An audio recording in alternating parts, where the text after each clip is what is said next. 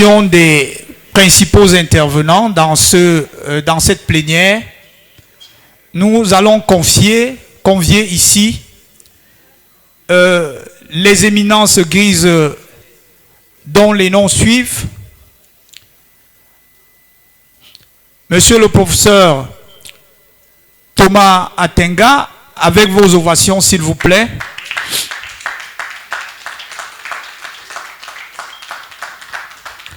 Monsieur le professeur Baba Ouame, s'il vous plaît, vos ovations. Monsieur le professeur Alexandre Dimeli et monsieur le docteur Amadou Danlami, s'il vous plaît.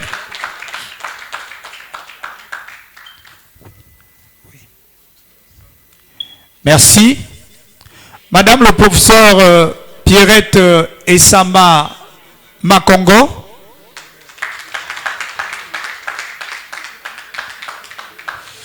Monsieur le professeur Elundu Longin Colbert.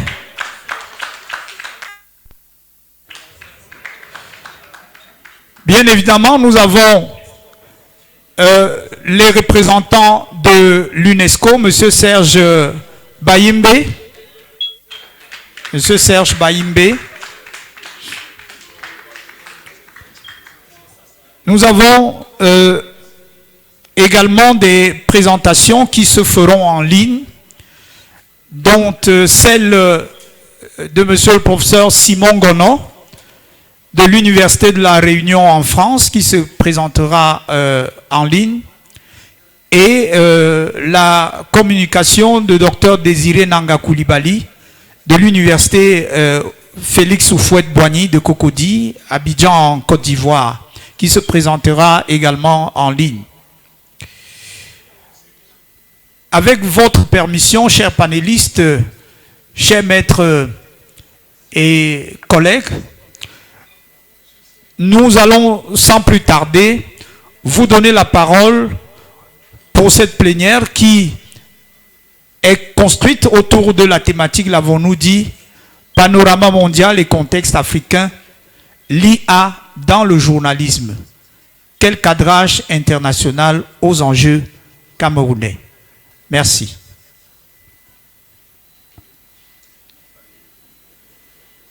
Nous ouvrirons cette plénière rapidement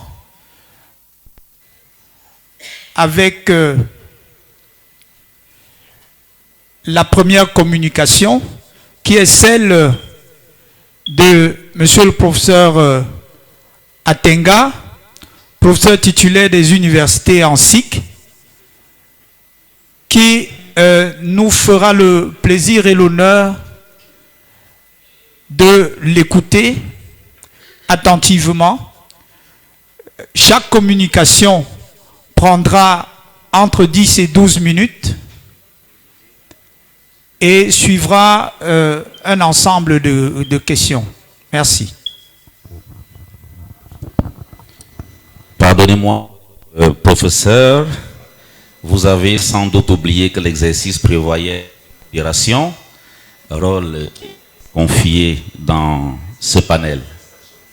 Voilà. Donc, mesdames et messieurs, en vos rangs, qualités, titres et grades respectifs, nous sommes conviés à écouter ici, dans cet auditorium du ministère de la Communication du Cameroun, un parterre de personnalités bien structurées, bien pensantes, qui ont déjà partiellement été présentées ici même devant vous. Simplement indiquer quelques règles de la manière dont nous allons procéder, si vous le voulez bien. Je voudrais, comme l'a suggéré le professeur Chamche tout à l'heure, que l'on commence effectivement par le professeur Atenga. Je vous prie de bien vouloir l'acclamer, une fois de plus, avec la précision qu'au moment d'écouter chaque panéliste, il voudra bien nous faire la faveur de nous préciser son profil de spécialisation et l'angle sous lequel il voudrait attaquer la grande thématique qui nous a été confiée, à savoir le panorama mondial et le contexte africain. Donc, cher professeur, vous avez la parole et nous vous écoutons. Merci, chers collègues. Je voudrais aussi rapidement remercier les organisateurs qui ont pensé que je pouvais glisser quelques mots lors de ce grand événement inédit, parce que c'est un des premiers qui traite, n'est-ce pas, la problématique de l'IA en rapport avec le monde socio-professionnel du journalisme au Cameroun. Alors, le paysage médiatique camerounais a fait l'objet d'une étude, d'une cartographie produite en 2024 par le Conseil national de la communication, dont je ne reviens pas sur les éléments factuels de ce paysage. Tout ce que je voulais rapidement dire, c'est que le monde socio-professionnel du journalisme au Cameroun a connu 4 grands âges. Le professeur Boyoma a commencé à évoquer tout à l'heure le premier âge, à savoir l'âge de la presse coloniale, qui était essentiellement l'âge de la presse religieuse. Ensuite, nous avons connu l'âge de la presse d'opinion, notamment pendant la période de la décolonisation. Ensuite, nous sommes passés par le journalisme dit de développement, ou le journalisme de propagande pendant la période du parti unique, ou ce qu'on appelait encore de manière péjorative le griotisme. Et à partir de 90, nous avons basculé dans l'âge du journalisme, n'est-ce pas, dit engagé, engagé pour la démocratie, engagé pour le changement, engagé pour les libertés, avec évidemment les dérives qu'on a pu noter à l'époque, à savoir un journalisme qualifié de vandale, qualifié d'iconoclaste et irrévérencieux. Avec l'avènement d'Internet, nous sommes aujourd'hui à l'âge dit du journalisme de communication, à savoir un mélange un peu hétéronome, à la fois des techniques, des savoir-faire classiques et, n'est-ce pas, une prépondérance à la promotion, à la valorisation de l'image, soit des individus, soit des organisations. Évidemment, à cet âge dit du journalisme de communication, se croisent pas mal d'intérêts sur lesquels je ne vais pas m'attarder ici parce que ce n'est pas l'objet. Donc, tandis que, ou alors que le champ socio-professionnel du journalisme au Cameroun est confronté, n'est-ce pas, aux défis que pose le journalisme de communication dans un pays en développement ou en transition démocratique, qu'arrive de manière irruptive, n'est-ce pas, l'intelligence artificielle. Et quels sont les défis techno-scientifiques que pose l'intelligence artificielle aujourd'hui au champ socio-professionnel du journalisme au Cameroun et en Afrique d'une manière générale? Donc, le premier défi, c'est d'abord celui de l'autonomisation. À partir du moment où l'intelligence artificielle produit ou est capable d'exécuter les mêmes tâches qu'un reporter, les mêmes tâches qu'un secrétaire de rédaction, les mêmes tâches qu'un photographe, se pose la problématique de l'autonomisation et même de l'identité du journaliste que le professeur Boyoma a commencé à poser tout à l'heure. Désormais, qui sera journaliste? Ce qui oblige, si je puis dire, n'est-ce pas, à une révision de la loi. Parce que la loi ne peut plus rester telle qu'elle est aujourd'hui en définissant le journaliste comme celui qui tire essentiellement ses revenus de la collecte, du traitement et de la diffusion de l'information. À l'âge de l'IA, qui est désormais journaliste? À partir du moment où l'IA peut exécuter plus de la moitié des tâches qu'un reporter ou un journaliste classique ou alors un secrétaire de rédaction pouvait faire. Deuxième défi que pose l'IA à la profession au Cameroun, c'est la question des données, la question des sources. Aujourd'hui, comment s'assurer que les données que nous manipulons, les données que nous traitons sont des données fiables? Le temps ne permet pas de prendre des exemples pour aller plus loin. Ensuite, l'IA vient poser la problématique de la création et de la diffusion des contenus que nous produisons. Ensuite, il y a la question du modèle économique, parce que tous les médias, qu'ils soient classiques ou digitaux, sont appelés à se renouveler, à revoir leur modèle économique s'ils veulent survivre, n'est-ce pas, aux défis, aux enjeux que pose l'intelligence artificielle à ce métier aujourd'hui. Et il y a enfin la question du contrat de communication ou celle des relations entre les publics, les audiences des médias. Comment les médias classiques et même digitaux sont-ils appelés à revoir les contrats de communication qui les lient à leurs différents publics? Et enfin la question de la transmission. Quand on parle de journalisme aujourd'hui, de l'enseignement du journalisme dans les écoles, à l'ère de l'IA, que va-t-on enseigner? Que ne doit-on pas enseigner? Quelles sont les configurations que les curricula peuvent prendre? Donc voilà globalement, de mon point de vue, parce que nous sommes nombreux à prendre la parole, les défis que pose l'intelligence artificielle au journalisme au Cameroun, en Afrique. Et bien évidemment, cela va de pair avec la problématique de la responsabilité sociale, de la déontologie. Et à partir de là, est-ce qu'une charte de l'IA est possible dans le contexte où nous sommes dans une espèce d'asymétrie numérique? Nous n'avons pas la technologie, nous n'avons pas les moyens, nous sommes encore couverts à peine à 43% seulement, le territoire est couvert à 43% seulement d'Internet. Est-ce qu'on peut parler d'une charte éthique de l'IA dans le journalisme? Et enfin, est-ce que la question de la charte est à l'échelle des pays ou alors à l'échelle d'un panafricanisme numérique? Est-ce que ce n'est pas à l'échelle de l'Afrique tout entière qu'il faut penser la problématique de la charte et non à l'échelle des pays? Voilà un peu les questions qui me sont venues à l'esprit à la lecture de l'intitulé qui m'a été confié. Je vous remercie. Justement, cher professeur Atenga, nous vous remercions pour ce propos dense et succinct, mais nous allons encore vous reprendre. Nous allons vous écouter de nouveau pour environ 3 minutes pour vous donner... Le panorama que nous essayons de dresser va du mondial vers le niveau africain avant d'arriver justement au national, à ce que le Cameroun envisage de faire. Et c'est bien parce que l'un des livrables attendus par, en tout cas au terme de l'activité que nous menons, c'est bien une charte éthique de ce champ professionnel comme vous venez de le dire.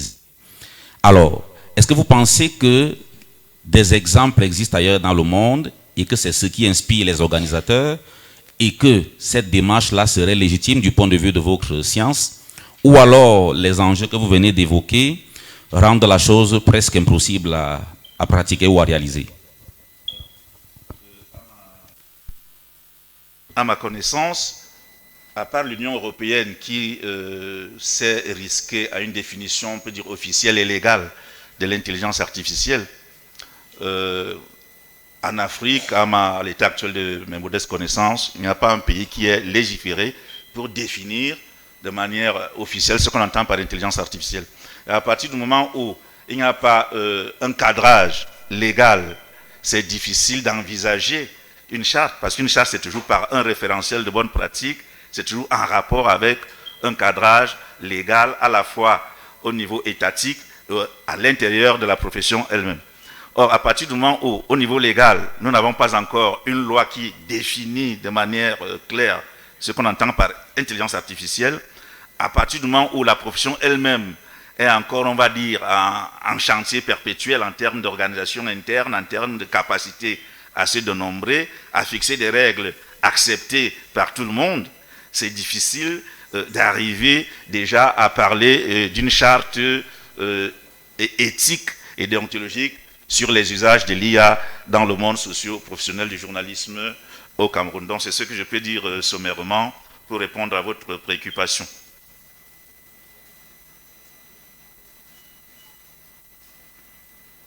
Alors, mesdames et messieurs, est-ce qu'on peut encore ovationner très fort le professeur Atenga, s'il vous plaît? Nous venons de l'entendre. Non seulement il est évident que dans la démarche qui est actuellement celle des organisateurs de ce symposium, notamment le MEDA, il s'agit de s'inspirer de ce qui est fait ailleurs dans une démarche de benchmark. Il a cité notamment, à la fin de son propos, le modèle de l'Union européenne, qui a déjà formalisé ce qu'elle entend par intelligence artificielle au plan des politiques publiques, de la régulation ou même de la définition juridique du champ. Maintenant, il s'agit que d'autres blocs continentaux s'approprient également cette révolution socio-technique. Et c'est là que le professeur Atenga nous dit que l'adéquation entre les défis majeurs que la profession rencontre, notamment les questions d'autonomisation et de transmission, et le fonctionnement même d'outils,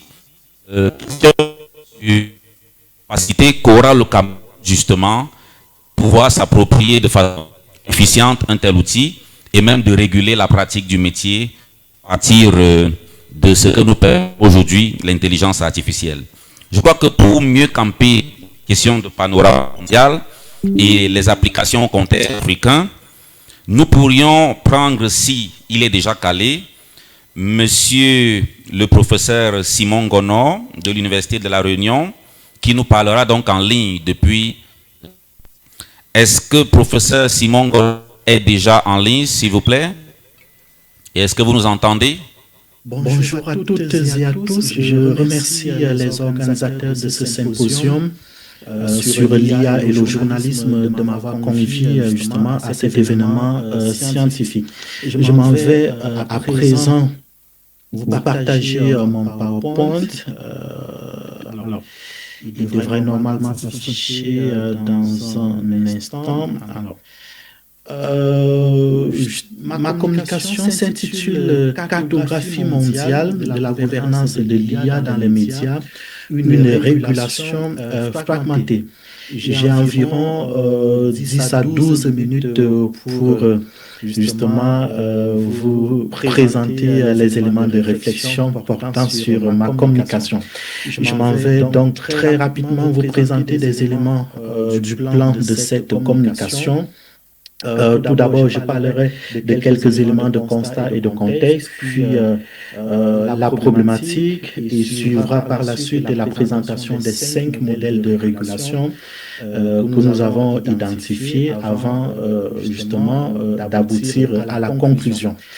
Alors, concernant les éléments de constat et de contexte, il faut dire d'entrée de jeu que l'IA se globalise dans les médias, cependant sa régulation, elle ne se globalise pas. Ce qui caractérise la situation actuelle, ce n'est pas seulement l'intégration de l'IA dans les médias, c'est davantage la diversité des réponses qu'elle suscite. En très peu de temps, les systèmes génératifs se sont installés dans les routines journalistiques. Nous pouvons citer la production de contenu, l'aide à l'écriture, la vérification et des questions relatives à la hiérarchisation de l'information. Mais face à cette transformation fulgurante, les cadres de régulation ne suivent pas une trajectoire unique. Ils se multiplient, se superposent et parfois ne convergent pas. C'est cette hétérogénéité que je vous propose d'explorer à travers cette communication.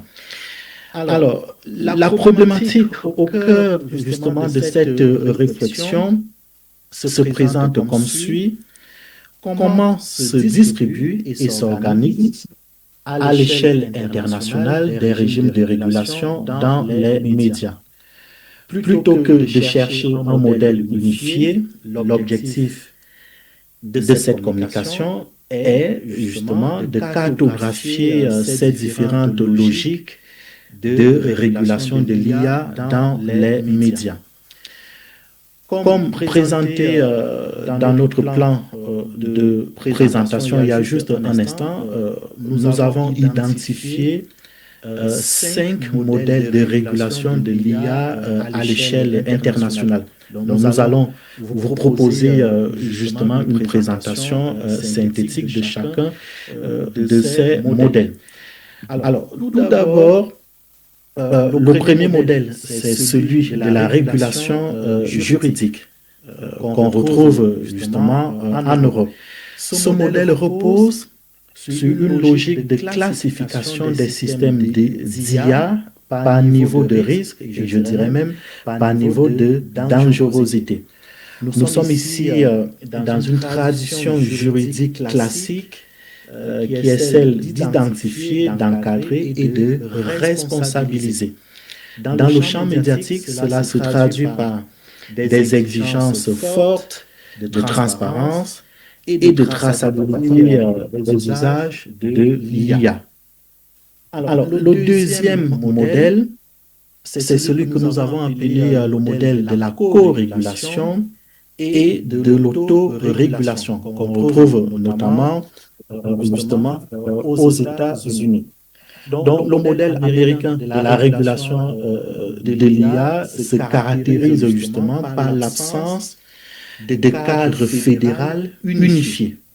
La régulation repose largement sur les acteurs eux-mêmes, c'est-à-dire les plateformes, des organisations médiatiques qui produisent leurs propres normes.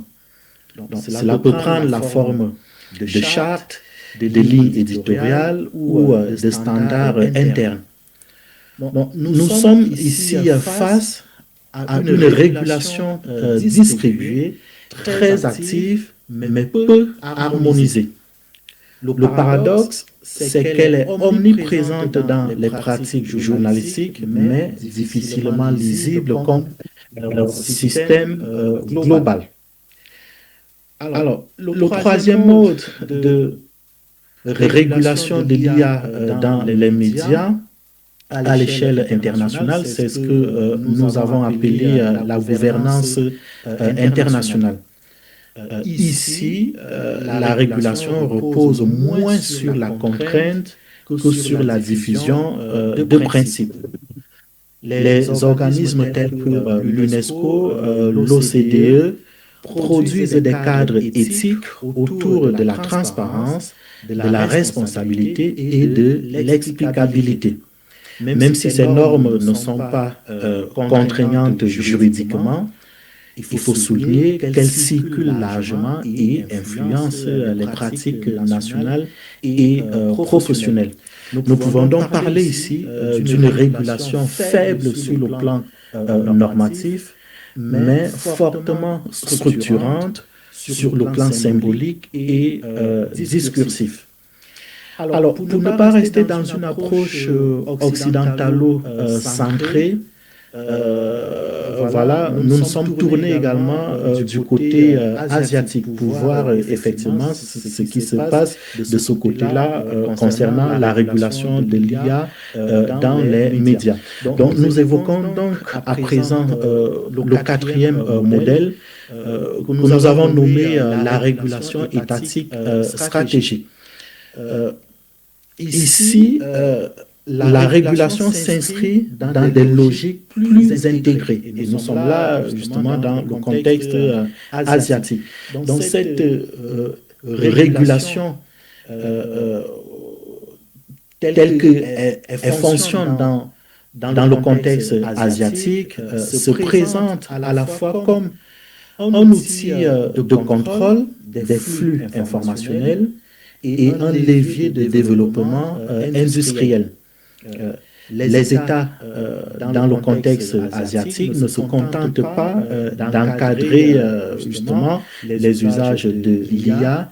Ils orientent les trajectoires technologiques. Donc, nous pouvons dire à ce niveau que dans le contexte asiatique, la forme de régulation en vigueur, c'est ce que nous appelons la régulation instrumentale. Instrumentale pourquoi? Parce que c'est une forme de régulation fortement articulée autour des stratégies de souveraineté numérique et de compétitivité économique. Alors, passons à présent au cinquième et dernier modèle de régulation de l'IA à l'échelle internationale. Et justement, à ce niveau, nous nous sommes intéressés au contexte africain. Donc, le modèle de régulation tel qu'il est perceptible dans le contexte africain, nous l'avons appelé les régulations émergentes. Voilà. Donc, dans plusieurs pays africains, les cadres de régulation sont encore en construction. En tout cas, c'est ce que nous avons pu observer. Et nous insistons justement sur ces initiatives nationales, encore embryonnaires, peu stabilisées et qui sont encore en construction. Justement, ces cadres de régulation au niveau africain combinent des initiatives nationales et des référentiels internationaux, notamment issus des organismes tels que l'UNESCO. Donc, ces régulations sont à la fois dépendantes des cadres globaux et ancrées dans des problématiques locales, notamment en matière de désinformation et d'inégalité d'accès aux technologies. Nous sommes ici dans des configurations encore instables, mais en cours de structuration. Alors, ces 5 modèles présentés, nous avons essayé de pouvoir proposer un tableau récapitulatif des régimes de régulation de l'IA dans les médias à l'échelle mondiale. J'espère que tout le monde arrive à lire, mais je vais juste donner un ou deux éléments qui m'apparaissent essentiels et qui permettent justement de synthétiser ce tableau récapitulatif. Ce qu'il y a lieu de dire, c'est que ce tableau récapitulatif permet finalement de faire un constat qui est assez simple, c'est qu'il n'existe pas de modèle unique de régulation de l'IA dans les médias à l'échelle internationale. Voilà. Donc c'est un aspect extrêmement important à noter. Nous observons plutôt une pluralité de régimes qui sont de l'ordre des régimes juridiques, des régimes privés, des régimes normatifs ou des régimes étatiques. Tous ces régimes coexistent sans véritable centre de gravité. Autrement dit, la gouvernance de l'IA dans les médias apparaît aujourd'hui fondamentalement fragmentée. Et c'est ce que j'ai évoqué justement dans le titre de ma communication. Donc, la dimension fragmentée de la gouvernance de l'IA, voilà, c'est un aspect qui est assez important et qui ressort justement de notre communication. Alors, quelques éléments pour conclure notre intervention, c'est que la cartographie que nous avons proposée a permis finalement de mettre en évidence une tension à deux niveaux. D'un côté, une globalisation rapide des technologies d'IA dans les médias, et de l'autre côté, une absence de convergence des modes de régulation.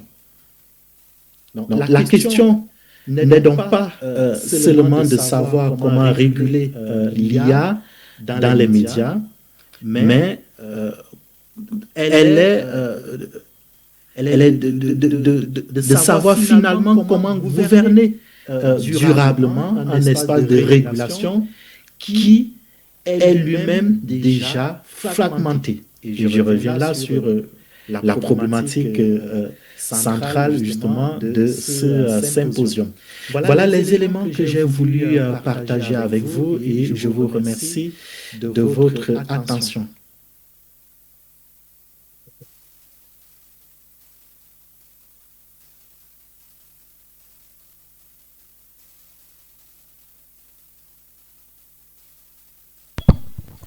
Cher professeur Simon Gono, c'est nous qui vous remercions pour cette belle présentation, tellement digeste et nous en redemandions. En somme, vous nous dites que il existerait 5 modes de régulation dans les médias et le journalisme à travers le monde. Et vous nommez le 5e, je ne voudrais pas les dérouler de nouveau tous. Je crois que notre audience, si savante et si professionnelle, ou en tout cas intéressée par ces questions professionnelles et professionnalisantes, a suffisamment prêté attention à ce que vous avez dit. Mais le cinquième de ces modes est celui qui m'intéresse particulièrement lorsque vous nous dites qu'il s'agit là de ce qu'on appelle, d'après celui qui élabore le concept, vous, les régulations émergentes. Et vous nous dites...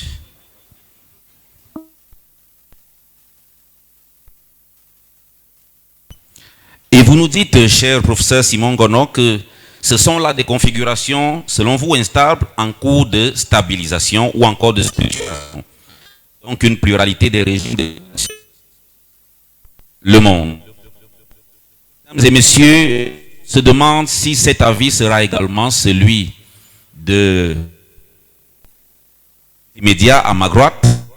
J'ai désigné le professeur Baba Wame, à qui je voudrais poser la question de savoir ce qu'il pense et comment est-ce qu'il construit son regard vis-à-vis de cette problématisation qui est la nôtre midi.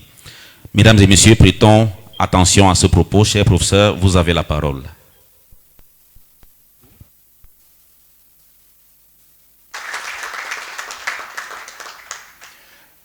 Merci beaucoup, monsieur le modérateur. Et comme tout le monde, je voudrais d'abord faire mes remerciements et mes félicitations à l'organisation de ce symposium sur l'intelligence artificielle. Je dois tout de suite préciser que la thématique sur laquelle je travaille, c'est le paysage médiatique camerounais à l'ère du numérique. Donc un peu, oui, précède le diagnostic systématique. Je commencerai déjà par un chiffre qui n'étonnerait personne dans la salle, à savoir plus de 60% des Camerounais s'informent désormais d'abord par WhatsApp, contre moins de 20% par les médias traditionnels. La preuve dans la salle, je crois, il y a au moins 60 à 70 personnes qui viennent d'apprendre que le président de l'Assemblée nationale, l'ex-président Kavaye Gueye, est décédé. Là, Cameroun Tribune devra attendre le lendemain, CRTV peut-être le journal 13h ou de 17h pour nous l'annoncer. Voilà la grande différence et la rupture qu'il y a dans les médias à l'ère du numérique. Nous pouvons dire qu'en une dizaine d'années, le numérique, en l'occurrence le smartphone, a bousculé des décennies de monopole de la parole au Cameroun. L'ère numérique n'est pas simplement une simple transition technique, mais c'est également et surtout une rupture anthropologique dans la fabrique de l'information. Poser un diagnostic, c'est déjà distinguer les symptômes, qui sont la fragmentation de l'audience, le professeur Ngono en a parlé, le professeur Atenga également. Donc les symptômes, c'est déjà distinguer d'abord les symptômes qu'on peut qualifier dorénavant de fragmentation de l'audience et de la défiance informationnelle. Des causes structurelles qui sont la défiance du mode économique historique que nous connaissons tous, le vide réglementaire et enfin la captation politique du numérique. Comment le numérique récompose-t-il les équilibres entre médias traditionnels et citoyens dans un contexte camerounais marqué par une régulation implicite et une société civile fragmentée? Notre thématique, je la décline en 4 points. D'abord, nous remontons un peu l'histoire avec la déstabilisation des médias historiques. Ensuite, la timide émergence d'une contre-expertise citoyenne. Nous allons également évoquer les nouveaux enjeux de crédibilité et de régulation dont le professeur Ngono en a parlé. Et enfin, nous allons dresser une perspective entre dualité de régime et fracture systématique. D'abord, la déstabilisation des médias historiques.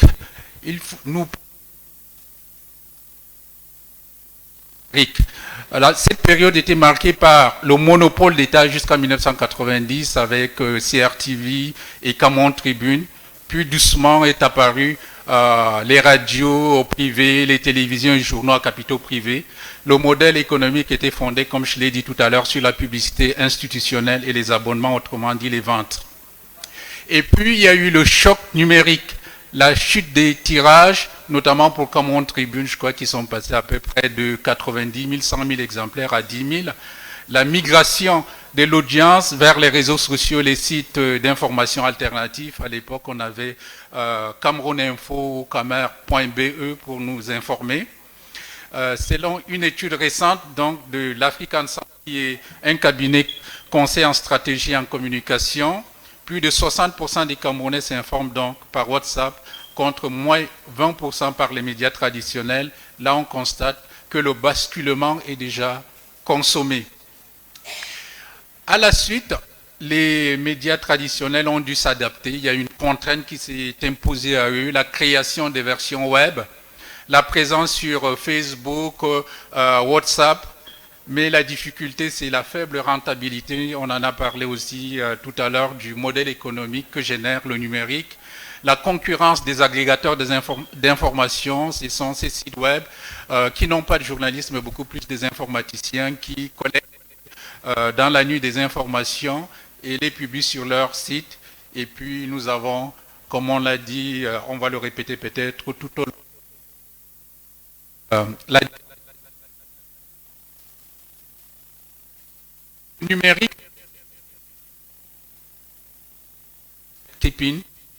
sans offrir vraiment de modèle économique viable aux médias traditionnels. Ici, le symptôme est clair, l'audience est déplacée plus vite que les capitaux. Heureusement qu'on a l'émergence d'une contre-expertise citoyenne avec l'arrivée des sites web d'information, en l'occurrence Journal du Cameroun, Cameroun Link, Caméra Actu, le Bled parle, et puis les influenceurs info, ça existe, il n'y a pas que des influenceurs mode. Et puis il y a des pages WhatsApp locales, le journalisme participatif lors des crises, le langage SMS et puis des vidéos amateurs des journalistes et citoyens. L'exemple le plus c'est la couverture des mouvements sociaux lors de la crise 2025. Les réseaux sociaux diffusent des images avec des images que les médias classiques n'osent pas ou ne peuvent pas montrer, on peut les comprendre. Donc,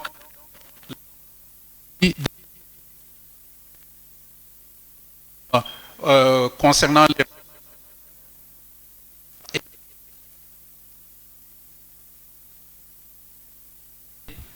ces paroles périphériques sont audibles sans intermédiaire qui contournerait l'autocensure journalistique. Quelles sont les limites de cet effet démocratisant? C'est d'abord des erronés, ce qu'on appelle les fake news, la rumeur, l'instrumentalisation politique, et ensuite la viralité ici prime sur la vérification. Cependant, la contre-expertise citoyenne n'est pas nécessairement amateuriste, puisque certains sites comme Stop, Blablacar ou Cameroun Web, où nous avons encore nos amis de Civic Watch, qui ont développé des réseaux de vérificateurs bénévoles. Le problème n'est pas tant le support, mais l'absence de déontologie partagée.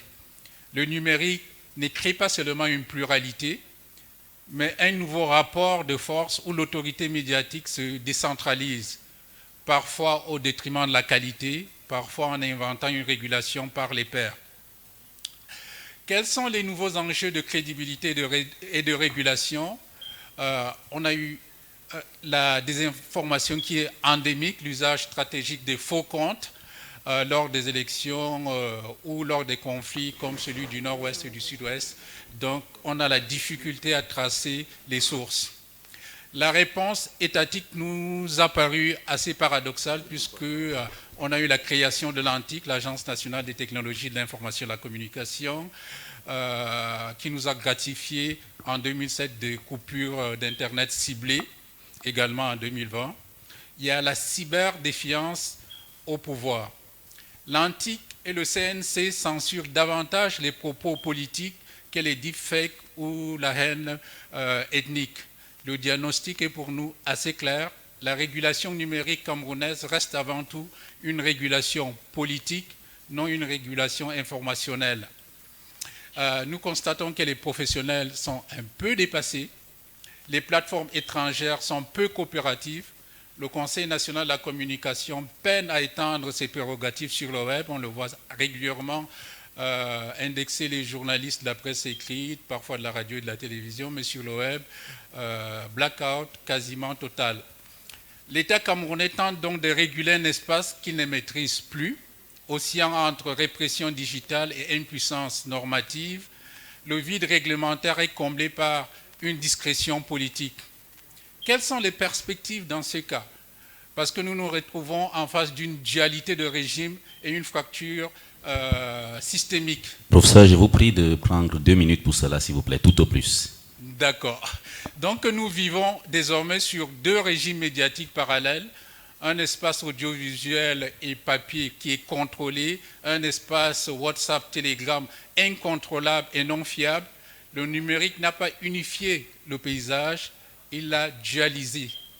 L'inégal accès surtout d'Internet, qu'on qualifie de la fracture numérique, les zones rurales, le coût des données, l'électronisme de masse, la persistance de la radio et de la télévision gouvernementale comme référence pour les plus de 50 ans, nous amène plutôt vers une proposition politique, plutôt que la censure, investir dans l'éducation aux médias, dont je vous parle directement, professeur Renou, puisque nous avons à plusieurs reprises participé à des séminaires sur l'éducation aux médias numériques et des incitations. Il faut aussi des incitations fiscales pour le journalisme d'investigation en ligne. Ça n'existe pas au Cameroun. Ça coûte cher, mais il le faut absolument, le journalisme d'investigation.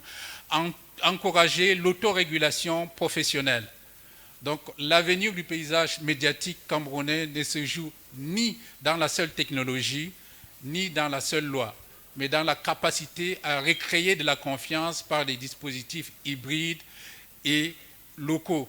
Ensemble, le numérique, j'en conclus donc, j'en ai plus de 2 minutes, je suppose. Oui, ensemble, le numérique a rendu le citoyen camerounais plus informé, mais moins savant, plus connecté, mais moins protégé, plus vocal, mais moins écouté. Tel est le paradoxe central de notre ère numérique. Je vous remercie. Est-ce qu'on peut applaudir pour professeur Baba Wame, s'il vous plaît? Dans cette lecture plurielle du point de vue des sciences sociales ou humaines et sociales, il nous a annoncé une thématique qui finalement lui a permis de traiter d'une dualisation du paysage médiatique, c'est la conclusion à laquelle il parvient, non sans avoir évoqué ce qu'il a appelé une ère du numérique qui a consacré la rupture en matière de fabrique de l'information, non sans avoir évoqué également la question de la régulation implicite au Cameroun, parce que la société civile y est fragmentée, et enfin, il a fait le constat de l'émergence d'un journalisme participatif face auquel il faut effectivement être suffisamment fort pour rendre la question déontologique partagée. C'est peut-être un rendu assez précipité de ce qui nous a été savamment dit par le professeur. Mais mesdames et messieurs, j'y suis contraint parce que nous courons maintenant après le temps. So, for this symposium on AI and media or journalism, we also have 2 individuals from the university milieu that have prepared something to say in English. I would like, ladies and gentlemen, to introduce Professor Alexandre Jimeli and Dr. Amadou Danlami for their co-presentation. Can you please clap for them? Bien, merci Monsieur le modérateur. Je voudrais, au moment où je prends la parole, remercier les organisateurs de cet événement et pour tenir compte des contraintes que vous avez spécifiées, je vais directement donner la parole au docteur Amadou Danlami pour notre présentation qui concerne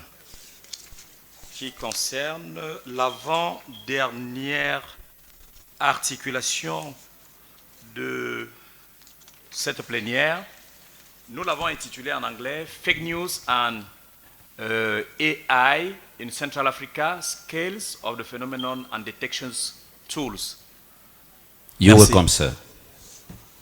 All right. Thank you very much, Mr. Moderator. Thank you, Prof. Jimeli. As you understand, this proposal is about the fact that... Il y a un PowerPoint que nous avons remis. Si on peut projeter sur le tableau, ce serait bien.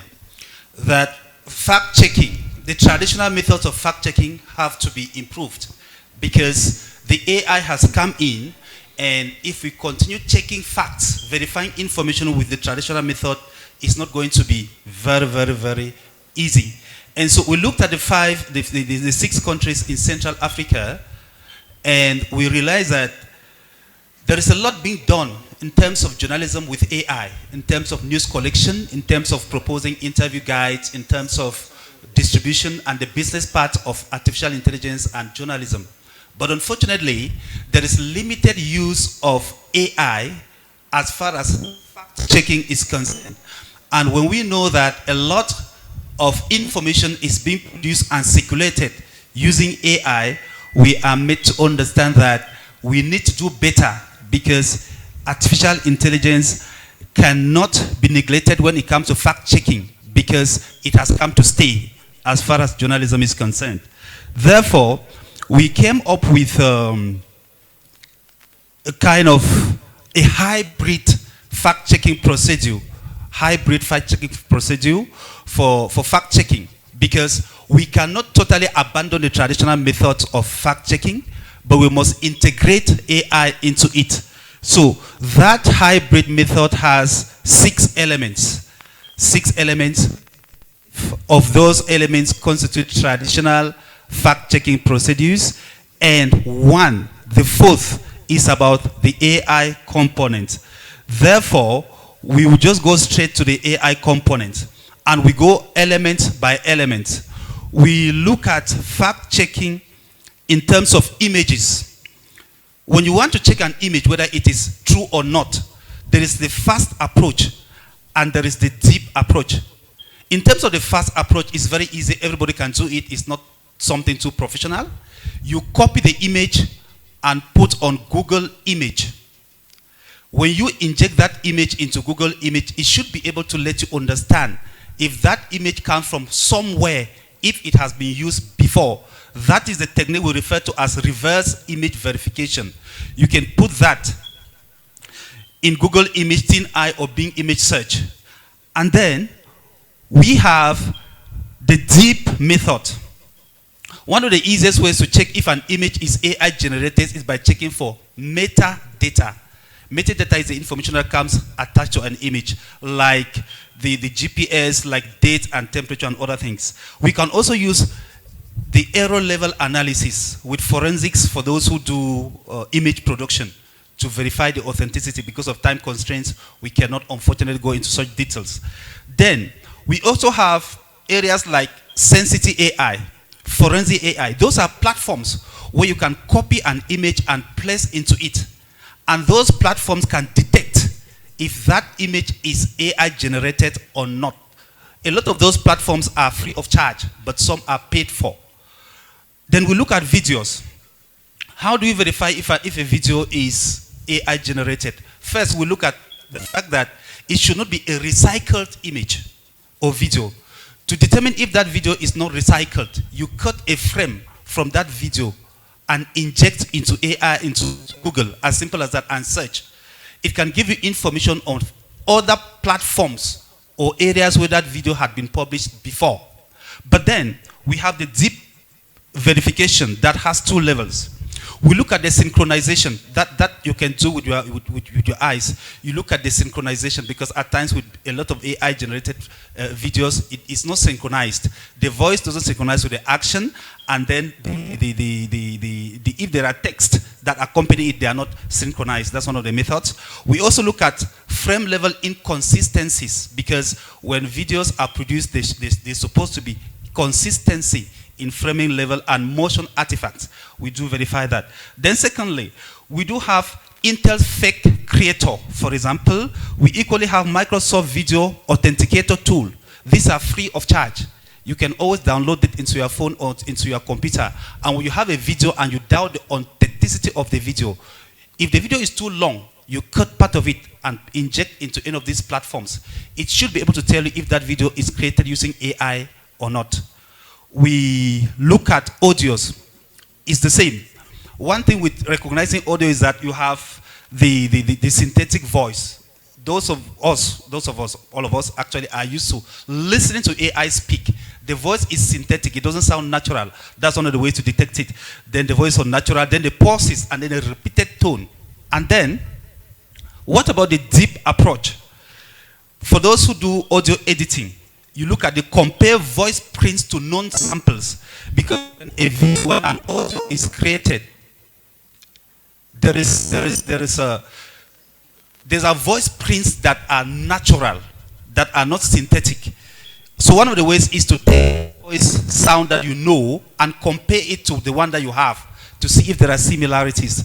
If there are no similarities, you start asking questions. You can then go deep by looking at spectral analysis, because that for videos, audios created by AI are generally much more flatter than the ones that are naturally created.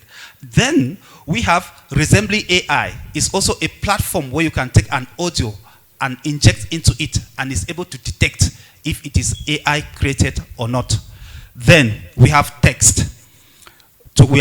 We can always verify text even when we don't have access to the soft copy, or we can equally scan the hard copy and inject into tools. But one of the ways to look at it, even if it's a hard copy, is it doesn't sound natural and it lacks context. It lacks local context. When you see a text that talks about a Cameroonian reality, for example, but it doesn't mention things that a typical Cameroonian would mention, it should ring a bell. But the best way to look at it is to go deep. You copy it and then you inject it into AI content detectors, hyper voice detectors, and so on. And they are able to give you information on whether that text is created using AI or not. So very simply, because of time constraints, we could not give a lot of details. We are simply saying that we need to adjust and adapt, in the sense that verification of information needs to live with our times. We must combine the traditional way of verifying information and the ways that we use in doing AI. If we lean only on one of those, if we abandon the traditional ways of verifying information and focus only on AI, we are going to miss the point. If we use only traditional methods and leave out AI, we're going to miss the point, because today, communication of any type, text, video, audiovisual, and any, they combine both natural and artificial intelligence. Thank you very much for your keen attention. Thank you, ladies and gentlemen, for celebrating such a clear presentation. Professeur, vous avez une minute pour cela. Merci. Peut-être pour conclure, je voudrais simplement indiquer que notre présentation s'est focalisée uniquement sur les procédures, les outils et les procédures de détection. La première partie ayant été escamotée au regard des contraintes de temps. Mais nous pourrions partager cette première partie-là avec vous en tant que de besoin. Merci. C'est nous qui vous remercions, professeur Djimeli, et nous voulons d'ailleurs inviter vivement les participants à ce symposium à prêter attention à cette communication lorsqu'elle aura pris le format d'une publication. Je pense qu'un ouvrage collectif devrait émerger tout au long du symposium. Et je trouve cette présentation suffisamment intéressante pour la profession, parce que l'approche assumée en est une de consolidation de la professionnalisation. Vous l'avez d'ailleurs fait remarquer dans votre présentation. Vous avez également fact-checking dans la problématique que vous avez construite autour, non sans préciser que vous proposez une procédure qui sont donc explicitées sous forme de techniques de vérification de l'image, du son et du texte, afin de déterminer l'authenticité. Mesdames et messieurs, est-ce qu'on applaudit très fort pour une présentation aussi riche? Alors, après la question du fact-checking, on a envie de se demander ce que la profession journalistique au Cameroun va finalement retenir de son nouveau mariage avec l'intelligence artificielle. Et pour cela, nous avons encore 3 personnes qui interviendront, à qui nous voulons consacrer 7 minutes chacune. Et nous voulons commencer par la professeure Pierrette Essamama Congo. Professeur, que pensez-vous de ce mariage-là, harmonieux ou tout de suite antagonique dès le départ? Je vous remercie. Merci. Bonjour à tout le monde.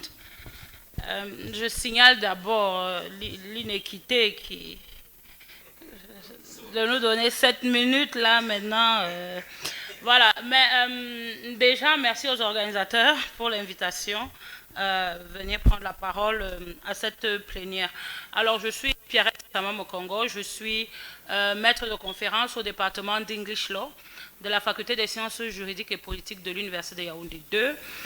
Je suis aussi membre du comité scientifique du laboratoire sur l'éthique et l'usage responsable de l'IA, RAI Multilab, qui est à l'Université de Yaoundé 2. À part ça, je suis l'un des points focaux de IA for Africa Initiatives, qui est une organisation portée par Alexandre Sioué. Alors, le thème qui m'a été assigné, c'est celui des enjeux prioritaires pour une charte camerounaise de l'IA dans le journalisme. Donc, on reviendra à votre discussion, mais puisque je n'ai que 7 minutes, je vais dérouler ma présentation. J'espère que je pourrai tenir. Alors, ce qui est là, c'est qu'on a beaucoup de journalistes utilisent déjà l'IA. Donc, c'est un mariage de fait qui existe déjà. Même si le professeur Atenga l'a souligné, il y a 43% de couverture Internet, mais on va bien reconnaître que les centres de production et les lieux de travail des journalistes sont ces lieux-là où il y a la couverture Internet. Donc, le sujet est pertinent parce qu'il y a déjà cette utilisation. Maintenant, effectivement, je vais peut-être parler parce que je suis juriste, il faut réguler. Il faut réguler de toutes les manières parce que le processus est déjà enclenché. On a le phénomène des deepfakes, on ne sait pas quand on rencontre la vidéo. Alors, les éléments qui ont été soulignés par les précédents orateurs, Dr Dan Lamy et professeur Jimeli, de comment on peut encore détecter les deepfakes maintenant, c'est parce que l'état de la technologie le permet maintenant. Mais sinon, l'intelligence artificielle, les outils se perfectionnent de plus en plus au point où il y aura un moment où vous ne pourrez pas vraiment savoir du premier regard si c'est l'IA ou si ce n'est pas l'IA. Donc pour le moment, on peut, c'est relativement facile, mais avec le temps, il y a un perfectionnement. Donc la question c'est comment réguler, comment garder la confiance que le public peut avoir dans ce qu'un journaliste peut dire dans un article. Est-ce que c'est de l'IA ou est-ce que ce n'est pas de l'IA? Parce que maintenant la question est simple. Comment est-ce que vous pouvez maintenant rendre visible l'invisible? Comment savoir que cet article a été produit par le journaliste tout seul, ou alors s'il a été aidé par l'IA, et à quel niveau est-ce que, quelle est l'étendue de l'aide de l'IA? Donc, voilà, la présentation est là, on peut passer au prochain slide. Donc, la question, l'IA est déjà utilisée, maintenant, est-ce qu'il faut essayer de contrôler quand même, ou alors on va juste subir? Et on aura, le premier problème, c'est la crise de confiance. Parce qu'on ne saura plus si ce que vous dites, si ça vient de vous, si ça ne vient pas de vous, si c'est un deepfake ou si c'est quelque chose de, qui est réel. Donc, la première question, c'est, ou bien l'enjeu principal, c'est gouverner l'IA dans l'espace médiatique. Alors, moi, effectivement, depuis que je parle, depuis mon introduction, vous vous rendez compte que je suis pour la charte. D'accord, je suis pour la charte. Peut-être parce que je fais droit. Mais, alors, pour la charte, les enjeux prioritaires, la première chose à envisager, c'est qu'il faut une charte utile. Parce qu'il y a beaucoup de textes juridiques, que ce soit des textes juridiques contraignants ou que ce soit des textes juridiques moins contraignants, la co-régulation dans les industries, les secteurs professionnels. Il ne faut pas qu'il y ait un document qui semble beau, qui a toutes les règles que vous voulez, quand vous le lisez, c'est tellement bien lisible, mais à la fin qu'on ne peut pas mettre en pratique. L'essentiel, c'est d'avoir un document qui est utile, qu'on peut mettre en pratique. Et ça m'a donné un biais qui fait en sorte que j'ai choisi quelques enjeux seulement. J'ai choisi 5 enjeux dont qu'il faut prendre en considération pour développer la charte.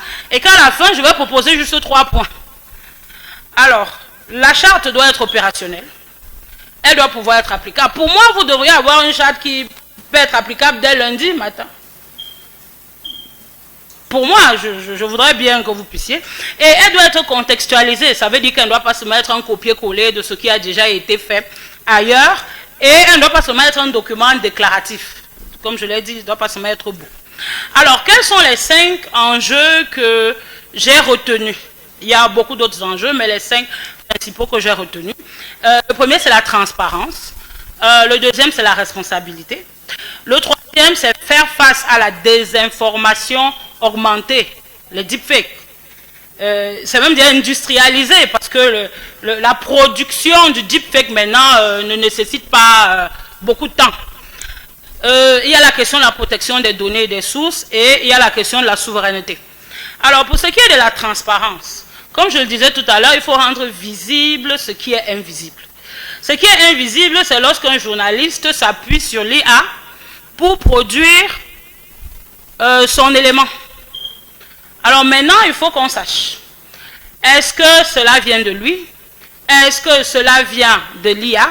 Est-ce que c'est un travail qu'il a commencé et qui a juste été perfectionné à la fin pour le style? Maintenant même, est-ce qu'il y aura un style personnel à un journaliste? Parce que l'IA, quand vous lisez des textes qui sont produits par l'IA, normalement vous les reconnaissez. C'est-à-dire si vous travaillez avec l'IA tout le temps, vous allez les reconnaître. Donc maintenant, est-ce qu'on aura un journalisme monotone où tout est écrit de la même manière? Ou alors est-ce qu'on peut avoir, on aura cette touche personnelle de chaque journaliste? Je crois que ici au Cameroun, quand on suit un élément, en dehors de la voix, on a quand même le style, 7 minutes, en dehors de la voix, on a quand même le style, oh ça ne veut pas s'arrêter, on a quand même le style des journalistes. Alors la priorité pour la charte, ce sera d'instituer un signalement obligatoire des contenus IA. Si vous avez utilisé l'IA, la charte devrait pouvoir prescrire qu'il faut signaler que vous avez utilisé l'IA et dans quelle mesure. Pour les gens qui sont dans le domaine de la recherche, dans certaines revues, c'est déjà requis. Certaines revues vous interdisent l'utilisation de l'IA, d'autres revues vous disent, vous pouvez utiliser, mais il faut déclarer en quoi est-ce que l'IA vous a aidé. Et puis maintenant, il faut établir les règles de traçabilité minimale. Il faut quand même qu'on puisse tracer vos sources.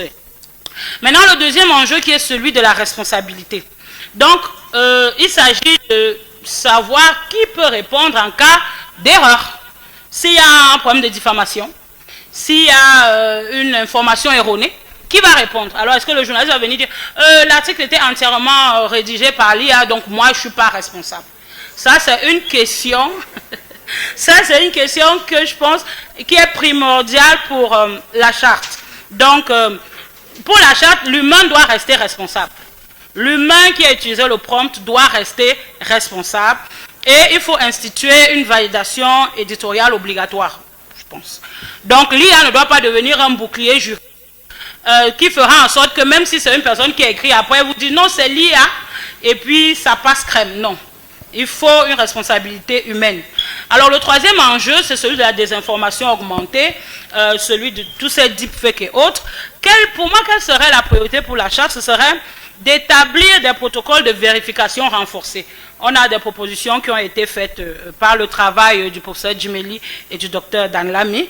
Il faut que la charte puisse permettre de prescrire l'usage d'outils de détection, une utilisation quasi systématique pour détecter, et puis recommander la collaboration entre les médias, parce que c'est aussi ça, peut-être, si on n'a pas suffisamment accès à l'information, ou si on a un petit média, on peut ne pas avoir accès à des outils de détection. S'il y a une certaine collaboration dans le monde des médias, ça pourrait permettre que tout le monde puisse bénéficier et que l'information qui est communiquée au public soit une information qui est vérifiée, vérifiable. Alors le quatrième enjeu, c'est la protection des données et des sources. Alors protection des données, les sources. Alors lorsque... We will give you one... Alors vous avez des sources et quand vous faites rentrer par exemple une interview pour la transcription, l'IA enregistre toutes les données que vous y mettez. Maintenant, qu'est-ce qu'elle en fait? Où est-ce que c'est situé? Donc l'enjeu ici, c'est encadrer les outils utilisés. Il y a des outils plus dangereux que d'autres et donc interdire les outils plus dangereux que d'autres.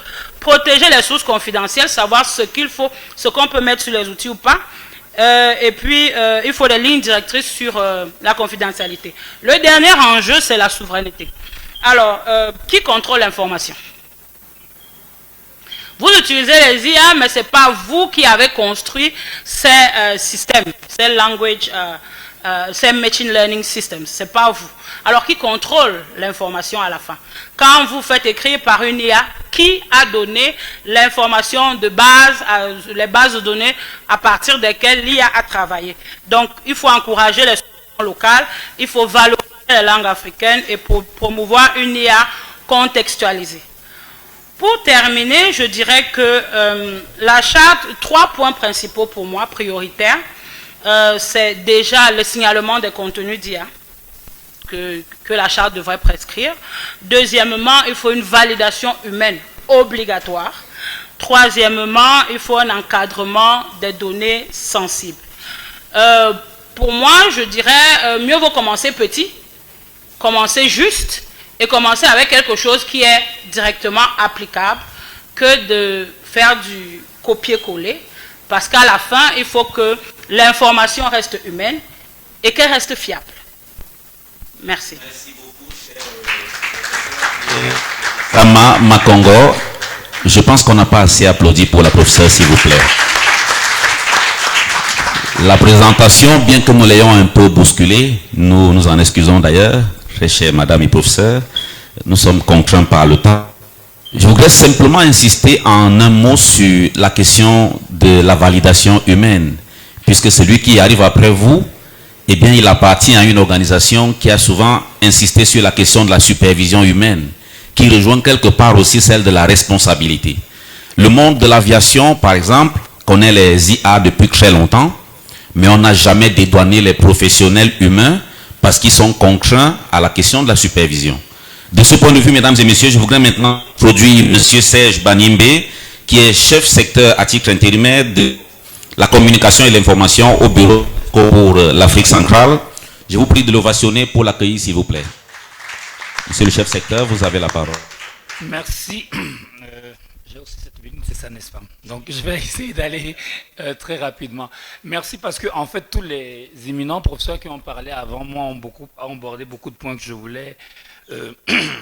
J'aurais dû aborder si j'avais plus de temps et si j'avais parlé avant eux.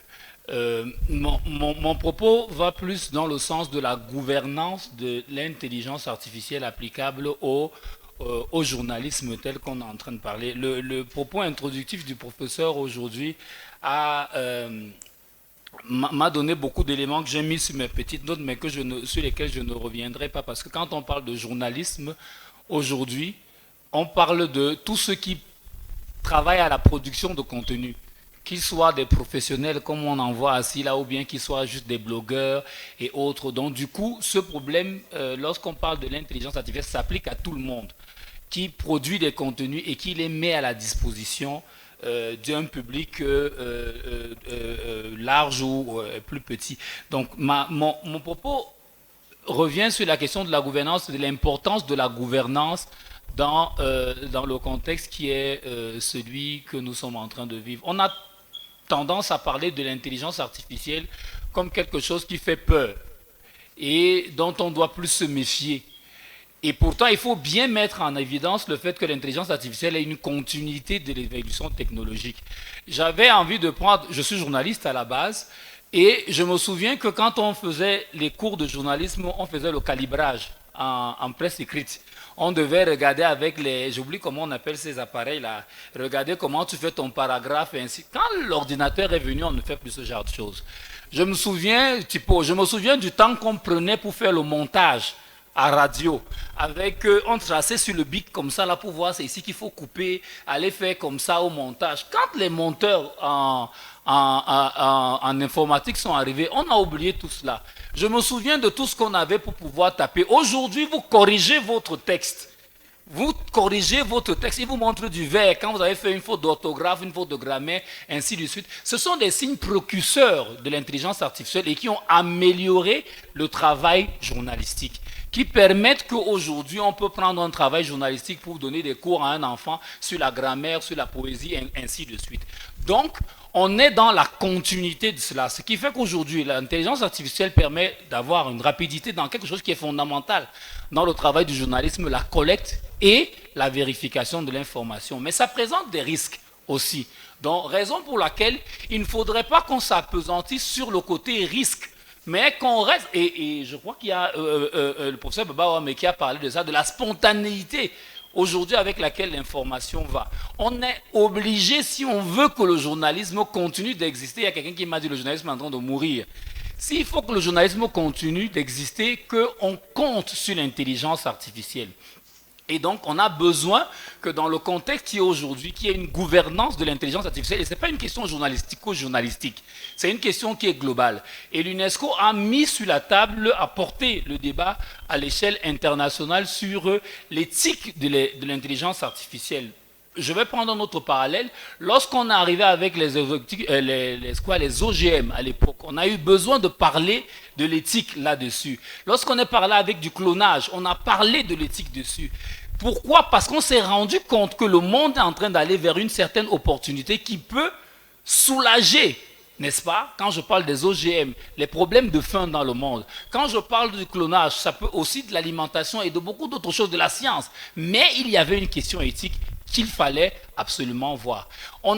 Il ne fallait pas attendre, et là je reviens à un certain propos, que nous soyons à une couverture à 100% pour que nous nous arrêtions et que nous disions qu'est-ce qu'il faut que nous menions comme réflexion pour baliser, pour que demain on n'entre pas dans le côté pervers de cette évolution technologique qui nous est importante, n'est-ce pas, mais que nous voyons comment encadrer cela. Et on ne peut pas l'encadrer seulement dans notre domaine. C'est pour cela que la réflexion est faite à l'échelle globale avec les acteurs du niveau politique et les acteurs du niveau industriel, les acteurs du niveau 2 de technologie, ainsi de suite. Et au Cameroun, on a facilité ce que nous avons lancé à l'échelle globale qui est l'étude sur la préparation, n'est-ce pas, à l'intelligence artificielle. Et ça a montré comment on l'utilise déjà, mais on n'est pas préparé à cela. Et une réflexion comme celle-ci nous montre que oui, nous l'utilisons. On peut l'utiliser de manière encore plus importante, positivement, négativement demain, mais préparons-nous, asseyons-nous et déterminons les cadres avec lesquels nous allons dire, ok, d'accord, l'intelligence artificielle de cette manière est utilisée. Parce que le fin mot qui reste là en ce qui concerne le journalisme, c'est la vérité. On l'a dit tout à l'heure, les deepfakes et autres, tous ces outils-là nous permettent déjà de produire des contenus qui sont tellement proches de la vérité que et nous les journalistes, les gens comptent sur nous. Pourquoi? Parce qu'on apporte la vérité à laquelle ils ne peuvent pas accéder. Le défi est le défi de préserver la vérité au travers de la production journalistique.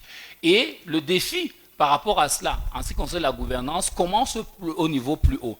Les mécanismes qui ont été proposés par les uns et les autres, par exemple la réflexion, et je crois que le professeur Elundou était parmi ceux qui ont mené la réflexion sur l'état de préparation, il y a des propositions concrètes qui suggèrent des comités permanents, n'est-ce pas, consultatifs sur l'évolution du numérique et de l'intelligence artificielle, dans lesquels les questions liées au journalisme doivent être prises en compte. Je parlais hier, lors d'une réunion à l'Université de la Presse, sur la nécessité que les journalistes, la corporation, n'est-ce pas, a besoin de mutualiser leurs efforts. Parce que je suis d'accord avec le professeur sur le besoin de la charte aujourd'hui, mais qui va faire la charte?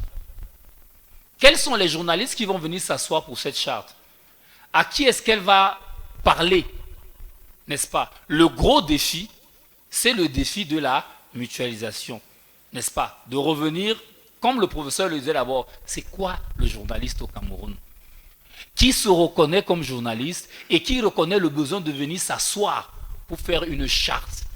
De la mettre à jour au fur et à mesure, de travailler à ce que, à travers cette charte, le journaliste trouve plus de place dans la société camerounaise aujourd'hui, n'est-ce pas, et soit plus utile au développement et aux défis qui sont ceux des Camerounais. Et nous sommes là pour accompagner cette réflexion. Moi, je suis d'accord pour la charte. Je crois que ça rentre dans les objectifs qui sont ceux de l'UNESCO, d'accompagner ce cadre de réflexion-là, d'encadrer, d'anticiper même sur une question aussi importante que l'intelligence artificielle, mais en rappelant qu'on a besoin d'être unis, déjà dans le corps de métier, mais aussi la collaboration entre le métier, les universitaires qui sont là, les dirigeants, les gouvernements, les régulateurs, ainsi de suite, pour parvenir à quelque chose de fiable, pour assurer que l'intelligence artificielle ne nous fasse plus peur, mais que ça nous aide à avancer comme nous devons avancer. Merci.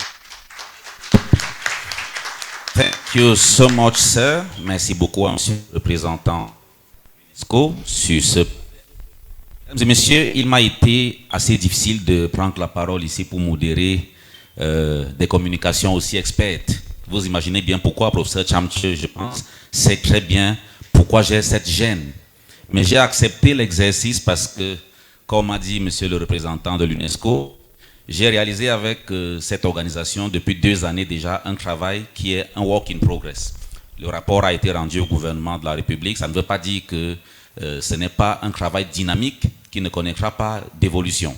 Un peu comme la charte que vous venez vous-même d'évoquer, monsieur le chef secteur. Et je pense que l'initiative de Media Lab est d'autant plus opportune que nous voyons très bien que, madame la professeure l'a dit, ce mariage est presque obligé. Il s'est imposé à nous, il est déjà réalisé. La question n'est plus de savoir s'il existe ou pas, mais plutôt comment est-ce que la nation va assumer de coexister avec l'intelligence artificielle. Aura des influences sur la manière dont le métier est exercé. Mais je retiens surtout du propos de M. Banyimbe qu'il faut balancer les risques et les opportunités. Il faut que le journalisme évite de se dire qu'il est en danger de mourir. En fait, la question se poserait plutôt pour toutes les autres professions. Est-ce que les technologies émergentes et l'IA en particulier vont faire mourir certains métiers, entre guillemets, jugés traditionnels? Et qu'est-ce que ça implique dans la naissance d'autres métiers également? J'entends quelqu'un dans la salle me dire oui. C'est la raison pour laquelle l'UNESCO est le premier intervenant ou le deuxième, après professeur Atenga, professeur Ngono nous a proposé 5 modèles de régulation et nous a justement suggéré de nous positionner en conséquence, que le Cameroun adopte justement l'un ou l'autre. Et je crois que la professeure a également tranché un peu là-dessus, en nous disant que ça va être à la fois peut-être une régulation étatique, balancée avec une autre qui va être de la co-régulation ou de la régulation par la profession, donc participative, partagée. Parce qu'effectivement, lorsqu'on regarde aux 10 principes édictés par l'UNESCO en matière d'éthique de l'IA, eh bien, il y a ce qu'on appelle la gouvernance multipartite de l'intelligence artificielle. Donc forcément, c'est une démarche concertée et participative. Monsieur le représentant de l'UNESCO, mesdames et messieurs les organisateurs, j'ai pris un plaisir à modérer ce panel, moi tout à fait modestement, parce que je ne pense pas être à la hauteur de tous ceux qui sont intervenus ici aujourd'hui. De la même manière que j'ai pris plaisir à modérer les travaux de la plateforme éthique de l'IA au Cameroun, je tiens simplement, avant de rendre ce microphone, à vous garantir que ma collaboration vous est acquise et je pense que je m'en vais vous ovationner encore.